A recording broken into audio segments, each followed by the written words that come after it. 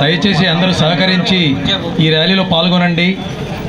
ఎందుకంటే అమాయకమైన ఎవరైతే టూరిస్ట్కి వెళ్ళినారో వాళ్ళను టార్గెట్గా చేసుకొని చంపడం జరిగింది. తీవ్రవాదం ఏ రూపంలో ఉన్నా కూడా అది మంచిది కాదు. కాబట్టి తీవ్రవాదాన్ని మనం అందరం వ్యతిరేకిద్దాం. తీవ్రవాదాన్ని తుదముట్టించేంత వరకు మనమందరం పోరాడదాం. జై శ్రీరామ్. వాళ్ళు ఈ చనిపోయిన వారి కుటుంబాలకు మనం అండగా నిలబడదాం. చనిపోయిన వారికి ఆత్మకు శాంతి కలగాలని ఆ మనస్పూర్వకంగా భగవంతుని ప్రార్థిస్తూ ఉన్నాం. జై శ్రీరామ్, జై శ్రీరామ్. ఈ యొక్క మరణ కామాండానికి నిరసనగా కాశ్మీర్లో ప్రయాణికులకు చూడడానికి యాత్రికులుగా పోయినటువంటి హిందువులపై దాడి అమానుషమని, ప్రజలను శాంతి కోరేటటువంటి ఏకైక దేశం భారతదేశం.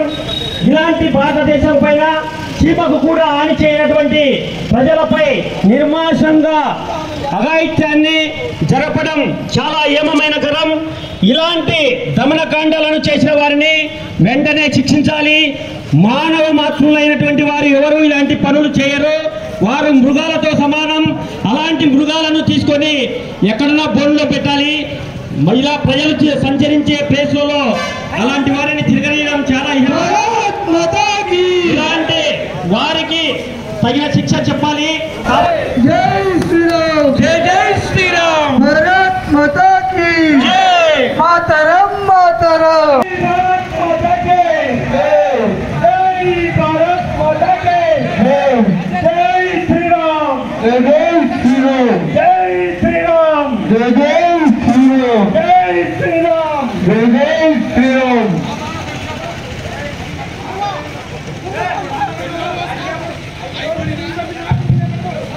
జై శ్రీరామ్, జై శ్రీరామ్. భారత్ మాతా కీ జై. భారత్ మాతా కీ జై. భారత్ మాతా కీ జై.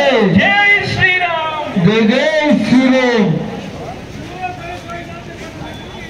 ఉగ్రవాదం నశించాలి, ఉగ్రవాదం నశించాలి, హిందువుల ఐక్యత, వర్ధిల్లాలి, హిందువుల ఐక్యత. వర్ధిల్లాలి. మాతరం మాతరం, వందే మాతరం, మాతరం మాతరం. వందే మాతరం. ఉగ్రవాదం నశించాలి. ఉగ్రవాదం. భారతదేశంలో ఉగ్రవాదం జరుగుతూ ఉంటే ఎక్కడ చూస్తున్నారు? మీకు నోళ్ళు లేవా? కానీ ముందుకు రోడ్డు మీదకి. అయ్యా, చాలామంది మన భారతదేశంలో ఖండించాలి ఖచ్చితంగా. కులం మతం లేదు. ముస్లింలు, హిందువులు, తర్వాత మన జైన్లు, క్రిస్టియన్స్ అందరూ కూడా దీన్ని ఖండించాలి. అన్ని మతాల వారు కూడా దీన్ని ఖండించాలి. ముఖ్యంగా చెప్పాలంటే మన భారతదేశంలో ఉన్నంటి స్వేచ్ఛ ఏ దేశంలో లేదు. ఈరోజు ముస్లిం కంట్రీలు చూసుకోండి, వాళ్ళు మతానికి పనిచేయడం లేదు. ఆధిపత్యం కోసం ప్రచారం చేస్తున్నారు, ఆధిపత్యం కోసం యుద్ధాలు చేస్తూ ఉన్నారు. మన భారతదేశంలో ఎక్కడైనా యుద్ధాలు జరుగుతూ ఉన్నాయా? మన భారతదేశం ఏ దేశం మీదైనా యుద్ధం చేస్తూ ఉందా? వాళ్ళే చేసుకుంటున్నారు.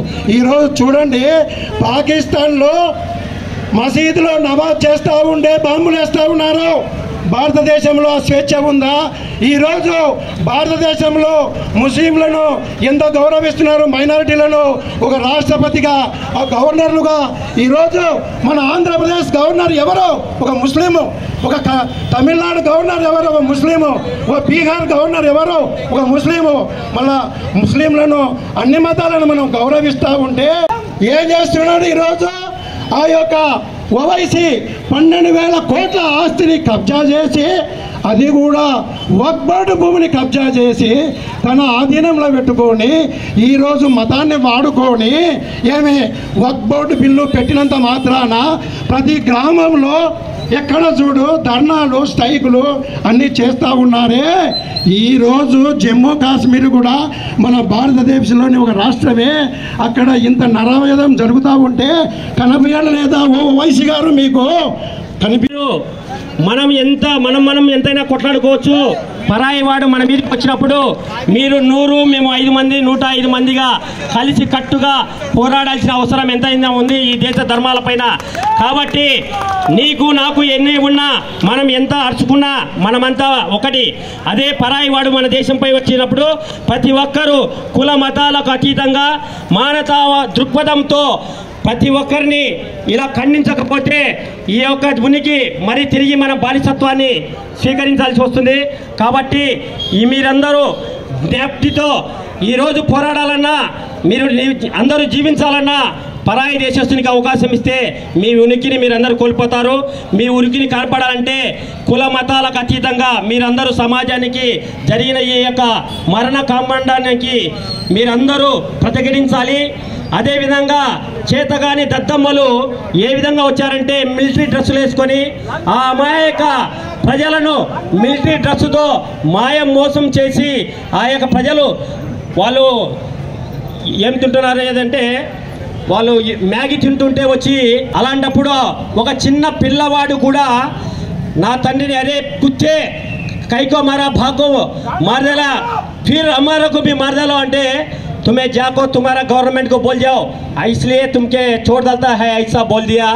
కాబట్టి ప్రతి ఒక్కరూ హిందూ ధర్మం యొక్క గొప్పతనాన్ని తెలిసి ఇప్పుడైనా కన్ను తెరిచి ఈ దేశానికి ఈ భారతదేశంలో నివసించే ముస్లింలైనా హిందువులైనా అందరూ ఏకతాటిగా నిలిచి ఈ దేశ ధర్మాలకు కాపాడాలని భిన్నత్వంలో ఏకత్వాన్ని చూసినటువంటి ఏకైక దేశం ఇక్కడ ఎక్కడ భాష కానీ ఏ దేశంలో నివసించినా ఏ దేశస్తునికి వచ్చినా ఆశ్రయం ఇచ్చినటువంటి గొప్ప భారతదేశ సంస్కృతికి మీరందరూ వారసులు.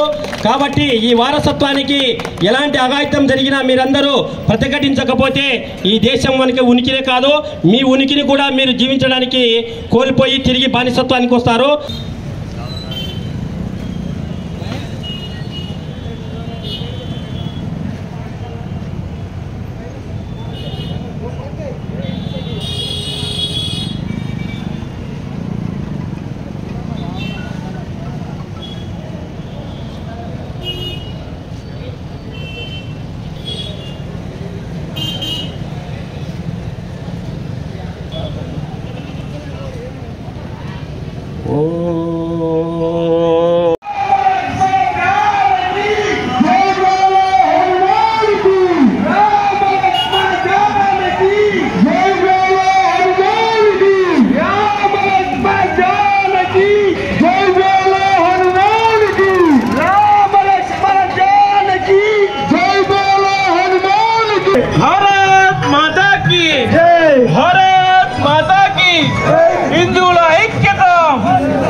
హిందువుల ఐక్యత ఈ మరణ